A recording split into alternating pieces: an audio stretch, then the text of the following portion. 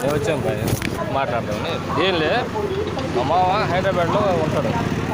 మన కాలనీలో స్థలం కావాలి, కాలనీలో స్థలం కావాలి. ఏ కాలనీలో?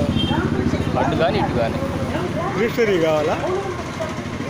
ఉంటుంది డీకేని పర్వాలేదు. మా సైడ్ డీకే, ఈ పక్క అంతా డీకేలే కదా. కొనటానికా బాడీకి? కొనటానికి, బాడీకి ఎందుకు? బిల్డింగ్ ఉందండి, కొత్త బిల్డింగ్. ఖాళీ స్థలం ఖాళీ స్థలం కావాలా? అతనే బయలుదేరే. ఎన్ని రోజులు కావాలండి?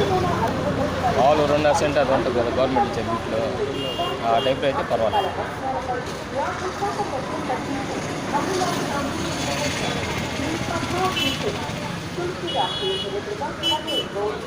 అదే మాటలు వస్తే ఈ మధ్య మీరు ఎవరికి కొనిచ్చారంట కదా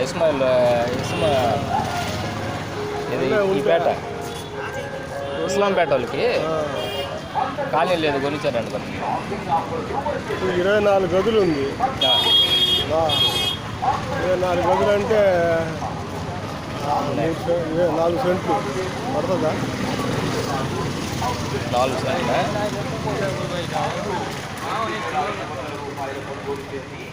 ఎంత పడుతుంది మనకి? 1,70,000 గది 1,70,000 మెయిన్ రోడ్లో. నిన్న కొన్ని కొలతలు వేసుకో 1,80,000 తూరుకు పరోట పోతాం దాని ఎదురు.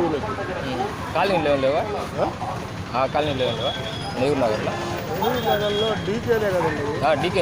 డీకే అని పర్వాలేదు. డీకేలు 12 గదులు ఉందండి. 25-35.